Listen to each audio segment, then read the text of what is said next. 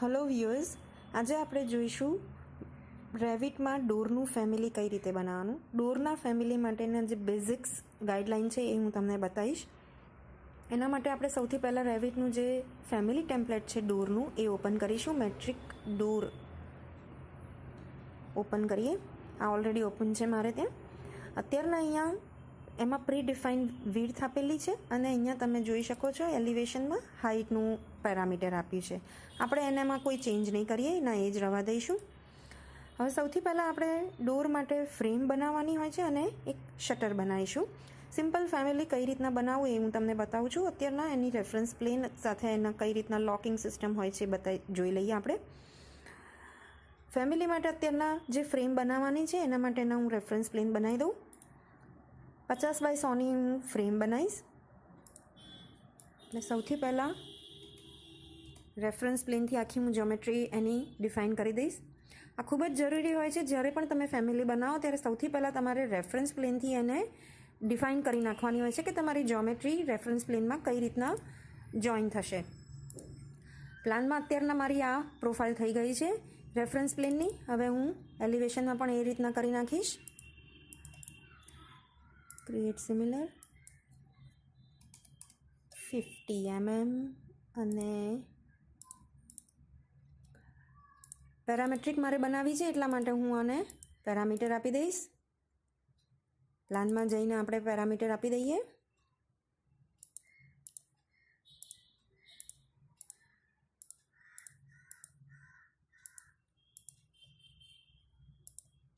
અને મારે સેન્ટરથી એને ઇક્વલ ડિસ્ટન્સે જોઈએ છે એટલે હું અત્યારના ઇક્વલ ડિસ્ટન્સ પણ આપી દઈશ. આ રીતના મારા રેફરન્સ પ્લેન રેડી છે અને મારી ફ્રેમ અત્યારના હું કરવા માટે તૈયાર છું. હવે આપણે ફ્રેમ જે છે એ બે રીતે કરી શકીએ, એક્સટ્રુઝનથી અને સ્વીપથી. સ્વીપથી કરવામાં તમને એ ફાયદો રહેશે કે જ્યારે પણ હોરિઝોન્ટલ અને વર્ટિકલ ટોપમાં મેમ્બર જોઈન થશે એ જોઈનરી તમને સ્મૂથ દેખાશે. જ્યારે એક્સટ્રુઝનમાં તમે કરશો ત્યારે એક્સટ્રુઝનમાં શું થશે, હોરિઝોન્ટલ અને વર્ટિકલ જ્યાં જોઈનરી થશે ત્યાં તમને ત્યાં લાઇન દેખાશે. પણ અત્યારના હું તમને એક્સટ્રુઝનથી બતાવીશ કેમ કે મારે આગળ જે ફેમિલી આ જ ફેમિલી યુઝ કરવાનું છે એમાં મારે એક્સટ્રુઝનની પ્રોફાઇલ જરૂરી છે. એક્સટ્રુઝનથી લઈ લઈએ આપણે. પ્લાનમાં આપણે એની પ્રોફાઇલ કરી નાખીએ. અત્યારના આપણા રેફરન્સ પ્લેન બનાવેલા છે 50 mmના, એની સાથે આપણે એને લોક કરી નાખીએ. એક વસ્તુ ભૂલી ગયા છીએ, પહેલાં એ કરી નાખીએ. એક વખત હું લોક કરી નાખું.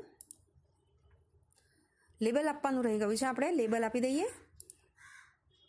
એડ પેરામીટર, ફેમિલી પેરામીટર જ આપીશું. ફ્રેમ થિકનેસ,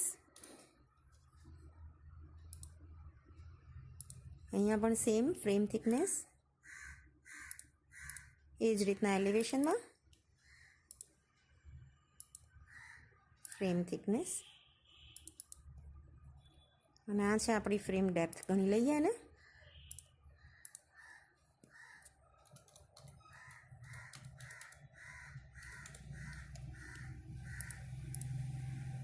બરાબર છે. હવે આ તમે પેરામીટર્સ ફ્રેમ થિકનેસ આપણે ચેન્જ કરીને જોઈ લઈએ. 50નું 60 કરવું છે મારે અને 100નું 90 કરીએ આપણે. તમે જોઈ શકો છો અહીંયા 60 mm થઈ ગયું છે, અહીંયા 90 mm થઈ ગયું છે. એ જ રીતના આપણે એલિવેશનમાં ચેક કરી નાખીએ. 60 mm અને 90 mm તો છે જ, પ્લાનમાં આપણે ચેક કર્યું જ છે. અગેન જે હતું એ પ્રમાણે લાવી દઈએ આપણે.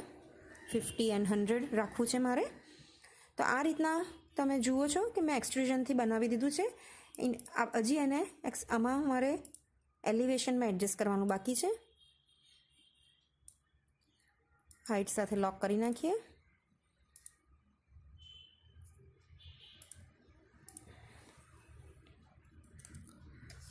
આ થઈ ગયા બંને વર્ટિકલ મેમ્બર. હવે ટોપનું મેમ્બર બાકી છે મારે, એ પણ કરી લઈએ. એ પણ એક્સટ્રુઝનથી જ થશે.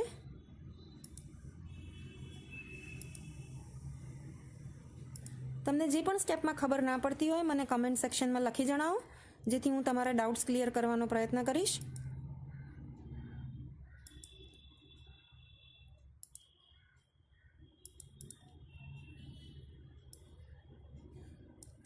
લોક કરી દઈએ.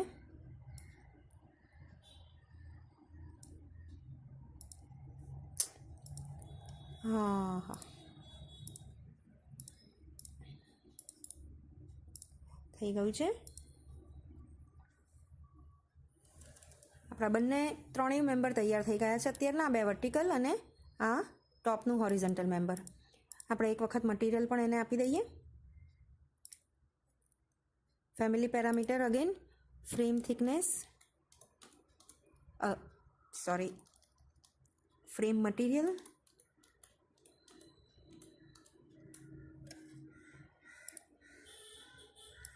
ઓકે.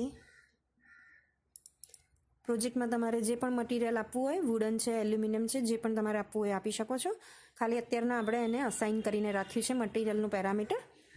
હવે આપણે લઈશું શટર. શટર માટે આપણે અહીંયા મારે એક્સટિરિયરથી મારે એને પ્લેસ કરવું છે, એટલે અત્યારના હું એ રીતના એના રેફરન્સ પ્લેન આપીશ કે એ એક્સટિરિયર સાથે અટેચ રહે. અત્યારના હું લગભગ 30 mm જેટલું દૂર એને કરું છું. પછી આપણે એને પેરામીટર આપી દઈશું, એટલે જેટલી થિકનેસ કરવી હશે એટલી કરી શકીશું.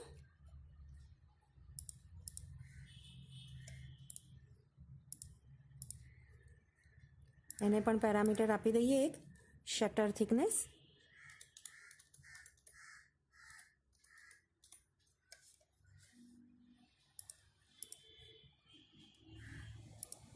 સેમ એક્સટ્રુઝનથી આપણે લઈશું.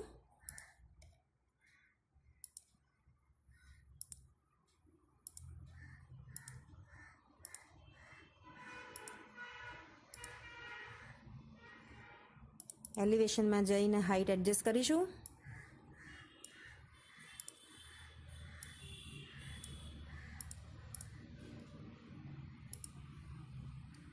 આને પણ આપણે મટીરિયલ આપી દઈએ, શટર મટીરિયલ.